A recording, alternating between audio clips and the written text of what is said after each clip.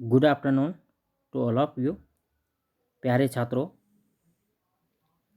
Assessment for learning में इससे पहले मैंने आपको रिकॉर्डिंग क्या होती है, रिपोर्टिंग कैसे की जाती है और असेसमेंट में रिकॉर्डिंग और रिपोर्टिंग का क्या रोल है और उसको किस प्रकार से आगे बढ़ाया जा सकता है और उसके महत्वपूर्ण पद कौन कौन से होते हैं और उसकी प्रक्रिया किस प्रकार से होती है।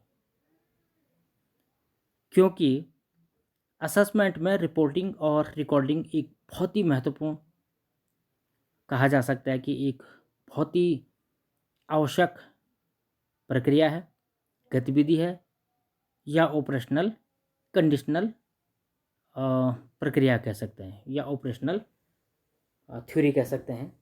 क्योंकि इसके आधार पर हम ही यह जानने की कोशिश करते हैं कि एक बच्चे का जो असेसिंग है उसके कौन कौन से एलिमेंट्स होंगे और मैंने यह बताया भी है आपको कि उसका जो पोर्टफोलियो है वो पोर्टफोलियो कैसे बनाया जाता है और उस पोर्टफोलियो में क्या क्या चीज़ें संकलित की जा सकती हैं, जैसे उसकी मानसिक, शारीरिक या उसकी पाठ्य सहगामी जो क्षमताएं हैं, जो कौशलताएं हैं, जो सृजनात्मकता है, जो उसकी रुचियां हैं, जो व्यवहार हैं, इन सारे चीज़ों का उसमें संकलन किया जाता है।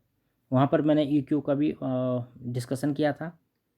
क्योंकि इमोशनल कोशेंस, भावात्मक जो कह सकते हैं कि जो ज्ञान है, जो भावात्मक बुद्धि है, उसका संवेगात्मक व्यवहार क्या है और उसका भावात्मक व्यवहार क्या है, उसके बारे में भी हमको असेसमेंट करने की आवश्यकता होती है और वो हमारे पोर्टफोलियो के माध्यम से हम उस बॉक्स में उन सारी चीज़ों को संकलित करते हैं। अब आइए जानते हैं कि असेसमेंट में पृष्ठपोषण, यूज ऑफ फीडबैक का इम्पोर्टेंस क्या है और किस प्रकार से हम उसको आगे बढ़ा सकते हैं। क्योंकि वो एक बहुत ही महत्वपूर्ण पद हो जाता है और उसके आधार पर यह देखने की कोशिश की जाती है कि पृष्ठपोषण क्या होता है। पृष्ठपोषण एक ऐसी प्रक्रिया है जिसमें छात्रों को उनकी कमियों, गलतियों तथा त्रुटियों से अवगत कराया जाता है ताकि छात्र उन्हें सुधार सके और साथ ही साथ इस प्रक्रिया में छात्रों की अच्छी विशेषताओं, अच्छा कार्य, उनके अच्छे गुणों तथा अच्छाइयों का भी विवरण दिया जाता है। वे आगे जाकर के अपने व्यवहार में उसे प्रदर्शित कर सकते हैं। यह एक पुनर्बलन, रेनफोर्समेंट या रेनफोर्सर रिस्पॉन्स की संभावना को बढ़ाता है, जबकि पृष्ठपोषण व्यवहार में परिवर्तन लाने का एक सशक्त उपकरण है। इसके आधार पर हम कह सकते हैं कि यह एक महत्वपूर्ण पद है।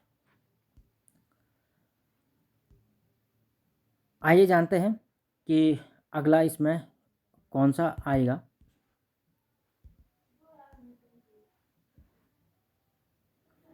शिक्षण अधिगम प्रक्रिया के अंत में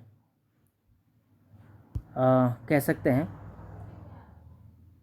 कि उसके अंत या मध्य में आकलन करके उन्हीं कमियों को या उन्हीं क्षमताओं से अवगत कराना ही अग्रिम अध्ययन हेतु निर्देशन की प्रक्रिया पृष्ठपोषण कहलाती है। कुल मिलाकर के जो टीचिंग लर्निंग जो प्रोसेस है उसके अंत में, या मैंने कहा था बीच बीच में उसके तिमाही के आधार पर, तो इस मोटे मोटे रूप में हम कह सकते हैं कि आकलन करके उन्हीं कमियों और क्षमताओं से अवगत कराना है जिससे उसके अग्रिम अध्ययन हेतु निर्देशन की प्रक्रिया में वह महत्वपूर्ण हो जाता है। उसे ही हम पृष्ठपोषण कह सकते हैं। सामान्यतः प्रत्येक उद्देश्य प्राप्ति का और अग्रसर होने वाली प्रणाली पृष्ठपोषण का उपयोग करती है।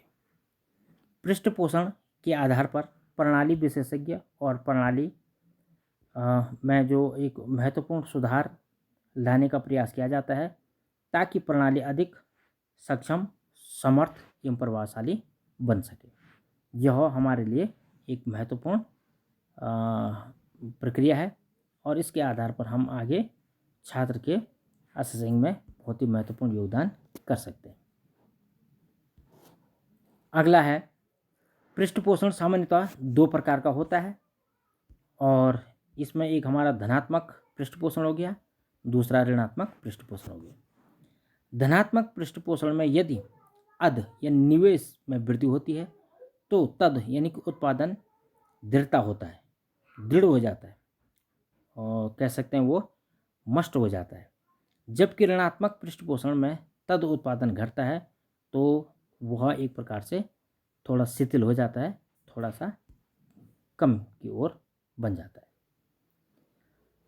पृष्ठपोषण के जो मुख्य दो कार्य होते हैं वो भी हम आपके सामने रखते हैं, और उसके आधार पर हम कह सकते हैं कि कौन कौन सी उसमें चीज़ें होंगी, और यह जानने की कोशिश करते हैं कि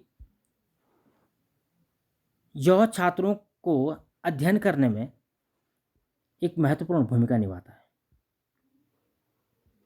और इस संदर्भ में उपयोगी निर्देशन का भी यह एक काम करता है। दूसरा कि छात्रों को भावी अध्ययन के लिए अभिप्रेरणा प्रदान करता है। पृष्ठपोषण के आधार पर हम कह सकते हैं कि यह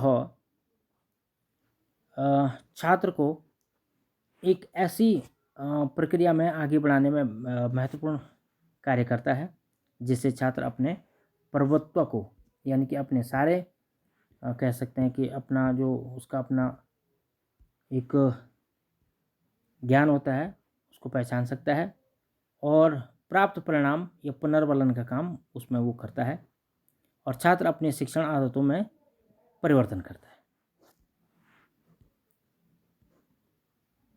अगला है उसकी प्रशंसा और सकारात्मक भाव का उपयोग करना चाहिए। उसको संकेत देने के साथ साथ उसमें सुधार लाने की आवश्यकता होती है, और छात्र के समझ और उसमें समझने की जो योग्यता होती है उसको एक कह सकते हैं कि सकारात्मक भाषा, जिसको हम संकेत भी कह सकते हैं या संकेतांकों के आधार पर कह सकते हैं, उसका प्रयोग करके उसको सही समय पर दिया जा सकता है, और हम इस प्रक्रिया को आगे बढ़ा सकते हैं। धन्यवाद।